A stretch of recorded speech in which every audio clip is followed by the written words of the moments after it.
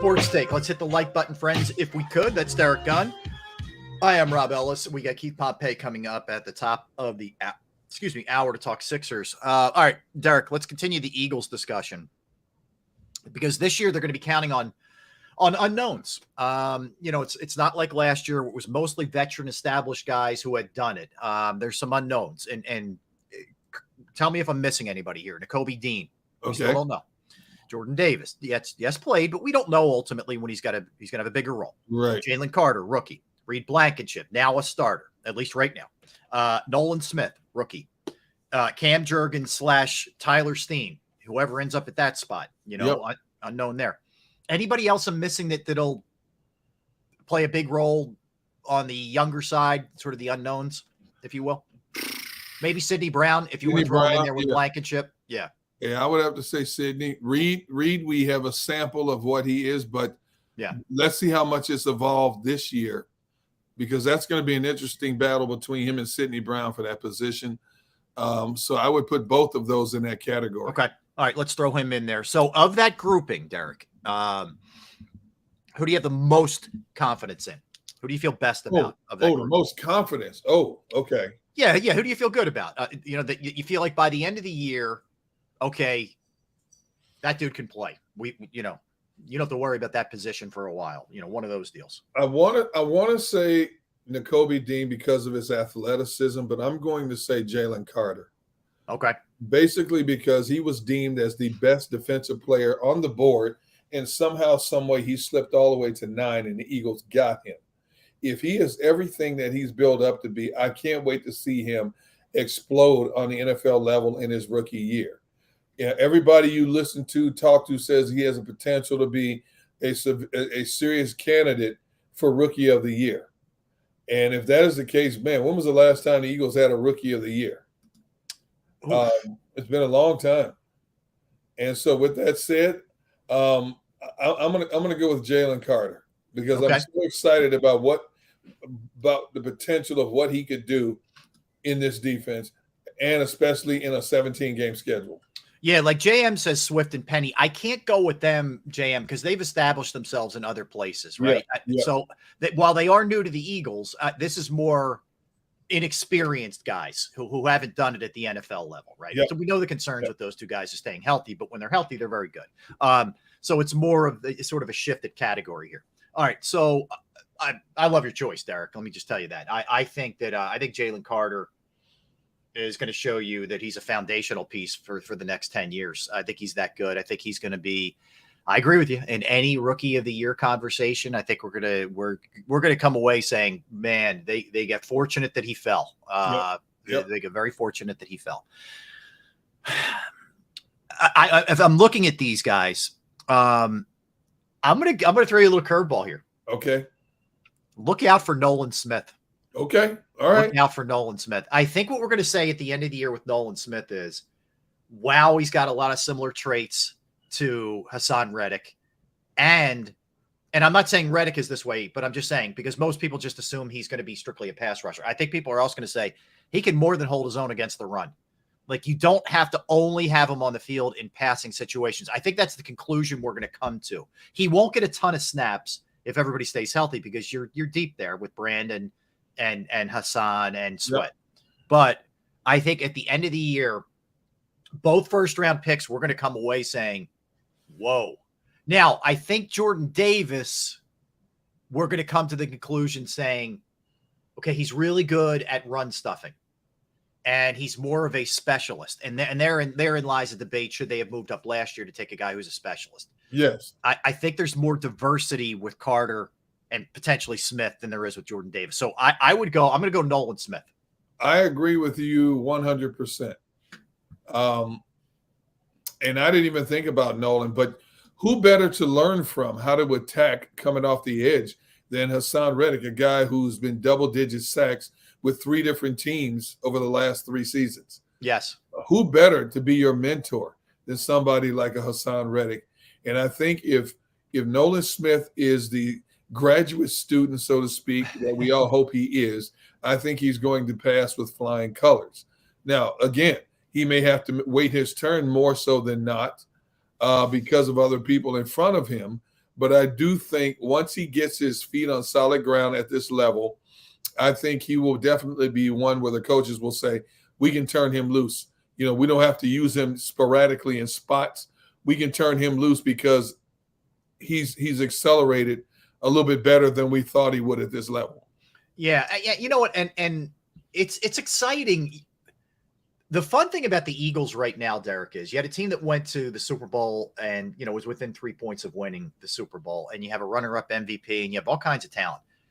But you're also excited because, you know, they had 2 picks in the first round who both could be, you know, potentially good. There's other interesting guys too to see later.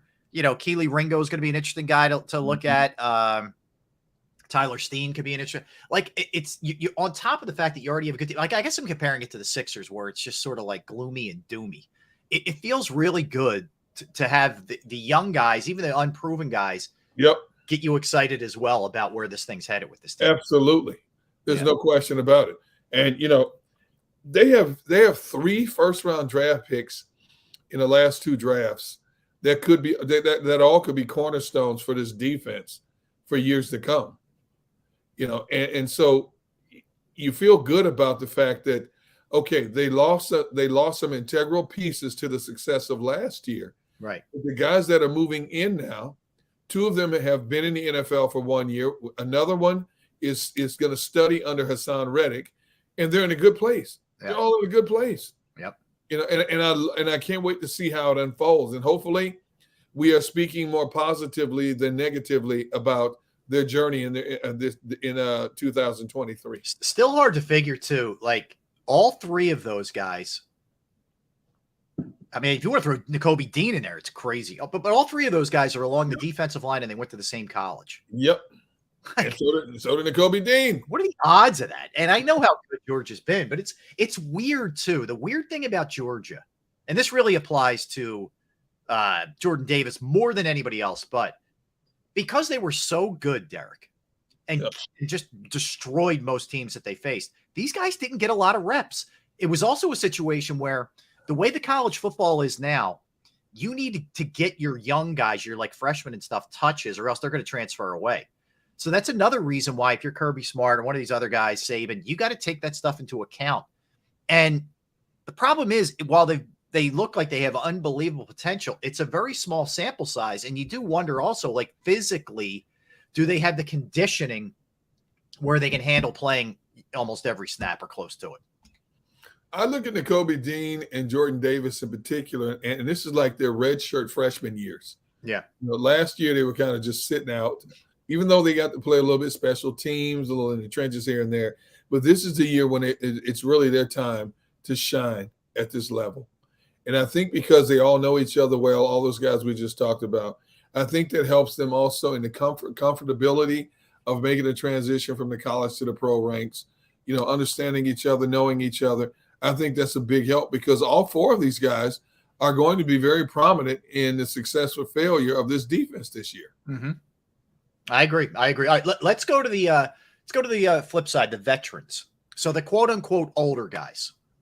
For our purposes, I went Kelsey, Lane, Brandon Graham, Fletcher Cox. I threw Slay in there, you know, over 30. Anybody I'm missing in terms of older guys? I think that's it, really. Well, Bradbury's 30. Yeah, I guess we can throw him in there. All right, so if you want to throw Bradbury in that grouping, which player do you have the most confidence will have a similar year to last year, which means a really good year? Did you throw Lane in there also? Lane, Kelsey, Graham, Cox, Slay, Bradbury. Man, what a great list. I'm going to go Kelsey. Okay. I think Kelsey has been the model of consistency for a number of years now. And even though he's a year older and a year wiser, I don't think his game, unless he gets injured, I don't think his game is going to suffer one iota.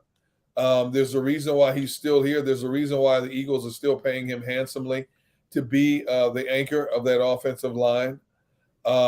He's still arguably the best center in the game today. He's Mr. Steady, doesn't make mistakes, makes the right calls every time. And think about last year at his age, he could still get out in space on pulling plays and clear out space for runners. When he's drive blocking straight ahead, he can get off the initial block and get downfield to open up lanes for runners. So I think that's a tough group to pick one from, but I'm going to go with Kelsey in this case. All right, I'm going Lane. You know, what I watched that guy do last year on a torn abductor and still handle anybody thrown his way in the biggest moments. Now healthy, now that ankle feeling better. He's still highly motivated for a team coming that close to winning a Super Bowl. I think we're going to see he may pitch another shutout this year. There might not be one guy who gets a sack off of him again, and it wouldn't surprise me in the least. I think, Derek, he's at the peak of his game. I think you could make a case Kelsey is too, but I think he's at the peak of his game right now. And I just think maybe some of the physical traits that aren't 100% there for him that he had maybe 5, 6, 7, 8 years ago. The mind, the positioning, the technique is so stellar right now that I just think he's got it, and it's all slowed down for him. I mean, I really do. Even if he's lost a step or a half step, you know, at this stage of his career, he's learned all the little tricks of the trade to get an advantage on somebody who might be quicker than him, who might be just as strong, who might get leverage. There's something to be said for a guy who's not allowed a sack in 2 seasons. You know, you just don't lose that overnight, that ability. And you look at the pain he's played through, the mental issues he's gone through, mental and emotional issues he's gone through. But when he steps between the lines, he's still arguably the best offensive lineman in the game today. So I think because of all the little things he's learned how to get leverage and advantage on opposing pass rushers or anybody lining up across from him, even in a run game, I would have to say Lane Johnson, I think he'll play at a high level until the day he decides to retire or the Eagles decide his services are no longer needed. They're in a rare position where you have guys who have been around, 10 plus years with he and Kelsey, that you could still make an argument are the best players at their position in the NFL. How often does that happen? I mean, I think you see it with quarterbacks, that kind of thing, but you rarely see it with trenches guys and people like that. Very rare. No, this team is really good though at identifying players they want to keep for the long haul. Yeah. And Howie Roseman, kudos to him. He's done a tremendous job of that over the past several years in particular, in terms of keeping strategic players to make sure there's no cracks in the foundation. Mm-hmm. Yeah, I agree with you. And look, it's not to say you think Brandon's going to fall off a cliff or anything like that. And, Fletcher Cox, in his defense, had 7 sacks last year. So you're talking about guys who were still really effective. The one I'm going to be interested in is Slay, Derek, because it wasn't great last year to close the season out. It was not. I feel a lot more confident, frankly, about Bradbury going into the season than I do about Slay. I'm a little worried about Slay. Are you really? I am. I didn't like the way it ended last year. Is it because of the age or? No, it's not an age thing. It's just, I thought the first 6-8 games he played at a really, really high level. And then the really, even in the Super Bowl and the last, 7-8 regular season games, I just didn't think he played at a high level.